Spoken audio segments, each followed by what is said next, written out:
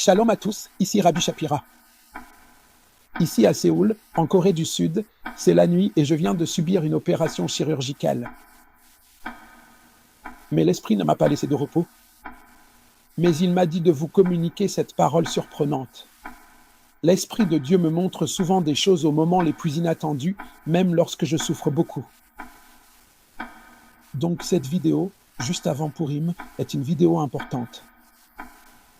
Tout ce que je vous demande, c'est de partager, d'aimer et d'envisager de soutenir les pauvres et les nécessiteux. En cliquant sur le lien ci-dessous. Cette semaine, il y a de plus en plus d'indices que l'attaque contre l'Iran est imminente. Je répète très souvent que nous ne pouvons pas jouer avec les temps et les dates. Cependant, je crois que tout est en place pour une attaque. Une attaque imminente des États-Unis et éventuellement d'Israël pendant la semaine de la Parashat Tetzavé. Il me semble que l'on pourrait la mettre en rapport avec Purim en ce moment même. Vous vous demandez aussi peut-être quel est le rapport avec Gog et Magog.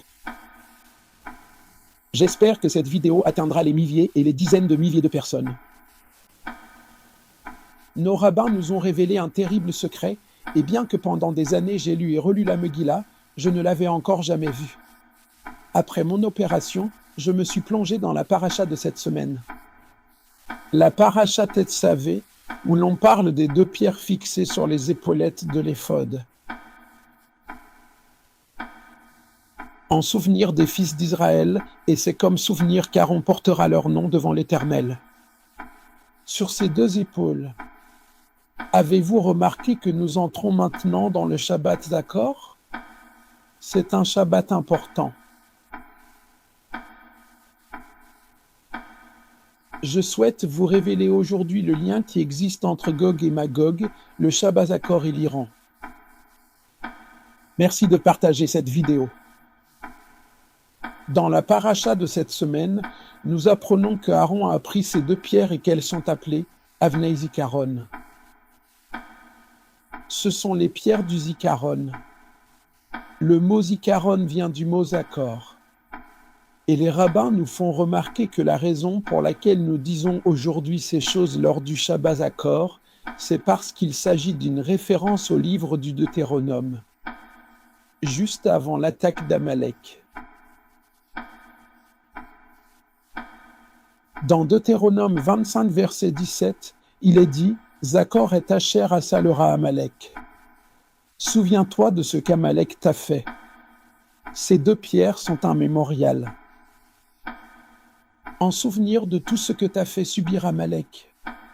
Nos rabbins nous ont enseigné que, dans le calendrier prophétique, c'est ce Shabbat-ci que l'influence d'Amalek sera définitivement anéantie. Suis-je en train de dire que cela se produira cette semaine? Je ne dis rien, je vous signale simplement ce que les rabbins nous disent. Et ils l'ont ensuite directement relié à l'Iran, à la Perse, plus particulièrement au chapitre 9 du livre d'Esther, où il est écrit ceci: « Ces jours devaient être rappelés et célébrés de génération en génération, dans chaque famille, dans chaque province et dans chaque ville. »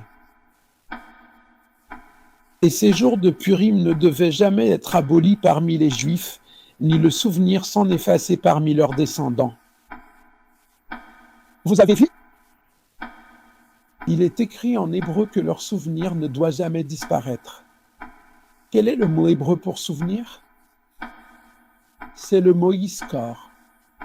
Ce mot, iskor, souvenir, est mentionné 3 fois dans cette paracha qui correspond au Shabbat de cette semaine. Et il est mis en rapport avec la destruction d'Amalek et avec Esther chapitre 9, verset 23. Frères et sœurs, cela ne peut pas être un hasard. Et je voudrais que cela soit bien clair pour vous. Nos rabbins expliquent et poursuivent leur explication. Ils disent que ce passage dans le livre d'Esther parle, et je cite, d'un décret qui, bien qu'il ait été promulgué, n'a pas encore été entièrement appliqué. Et je cite le dernier chapitre du décret qui doit être appliqué, et il sera appliqué définitivement lors de la guerre finale contre Amalek, qui, à l'époque, se manifestait sous les traits de Haman et aujourd'hui porte le nom de Esav.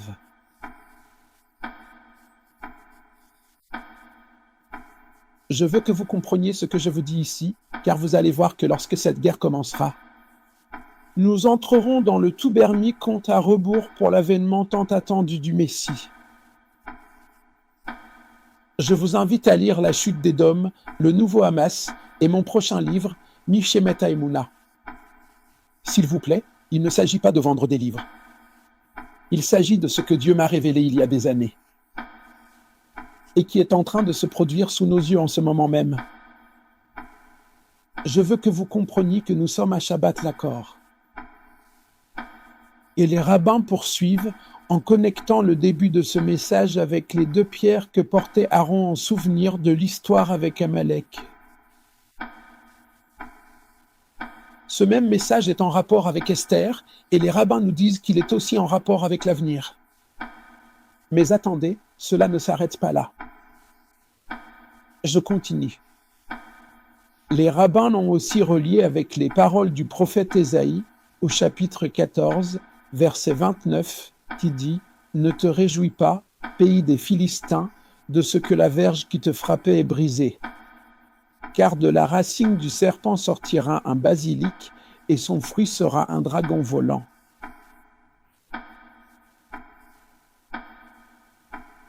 Vous voyez ce qui se passe en ce moment dans le monde. C'est la naissance de Satan, de l'anti-messie.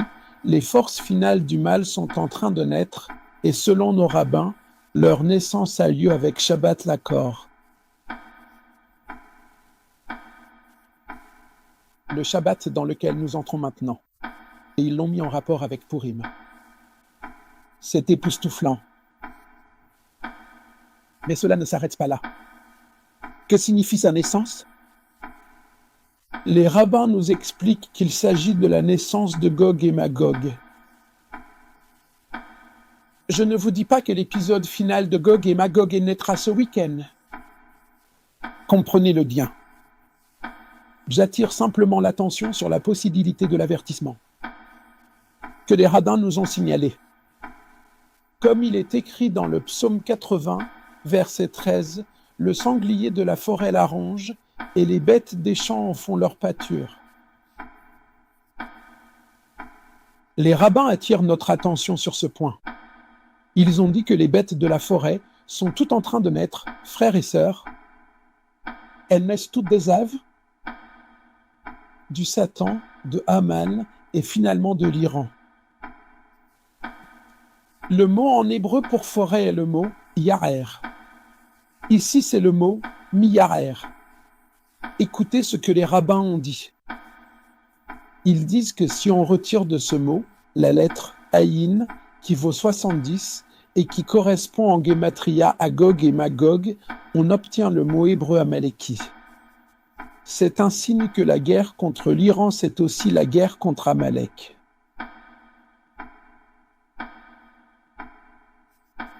Celle-ci est sur le point de faire naître le Messie et Satan dans le monde, c'est-à-dire qu'ils sont sur le point de se révéler. Mais respirez un grand coup, car je vais vous montrer quelque chose que, durant toute ma vie d'étude dans les Écritures, je n'avais jamais vu jusqu'à aujourd'hui, alors que je suis dans une grande détresse après une opération chirurgicale. C'est pourquoi je vous partage cette vidéo, chers saints, car je veux que vous sachiez que notre Messie est caché dans un code, ici dans le texte de Esther 9, verset 28, où il est dit « Ces jours devaient être rappelés et célébrés de génération en génération, dans chaque famille, dans chaque province et dans chaque ville. Et ces jours de Purim ne devaient jamais être abolis au milieu des Juifs, ni le souvenir s'en effacer parmi leurs descendants. Tout le temps que le décret n'était pas complètement accompli. Et connaissez-vous ce mot en hébreu qui ne doit jamais être oublié? Le mot hébreu pour « jamais oublier », c'est le nom d'une personne. Il n'a jamais été oublié et il ne sera jamais oublié. Et il a un nom parce qu'il viendra. Au moment précis où le conflit armé entre l'Iran et Israël éclatera, Le monde entier se souviendra inévitablement de lui une fois de plus. Mais alors, quel est ce mot hébreu? C'est le mot suivant. Yassouf. Selon le Ramad, le mot Yassouf vient de Yosef. Mais alors, qui est Yosef, si ce n'est Yeshua? Mes chers frères et mes chères sœurs, vous pouvez me citer sur ce sujet. Le nom de Joseph est clairement mentionné en relation avec la guerre contre l'Iran. Nous avons reçu le code et il sera intéressant de voir si ce Shabbat ou au cours de la semaine prochaine, nous commencerons à voir la naissance de Yosef dans le monde. Récapitulons ce qui vient d'être dit. Shabbat Vakor est mentionné dans cette paracha. Il est mentionné avec Amalek et il est mentionné dans Esther 9, verset 28. De plus, il y a un lien direct avec Zacharie 14 et le psaume 80 qui parle de la naissance de Satan. Quand Israël combattra Amalek dans le conflit final contre Amalek, ce sera la naissance finale et complète. La lettre Aïn représente Gog et Magog. Et qui est celui qui viendra pour achever le décret final? Vous avez trouvé. C'est Yosef en personne. Je vous en prie, invoquez Yosef aujourd'hui et s'il vous plaît, pour l'amour de Dieu, apportez la tzedaka, ce Purim, pour les pauvres et les nécessiteux. C'est ce que nous sommes commandés de faire pendant Purim. J'espère que cette parole dans ma détresse et de l'autre bout du monde atteindra des milliers de personnes. Veuillez lire La chute d'Édom, Le nouveau Hamas et mon prochain livre, Milemet Haemunah. Shalom.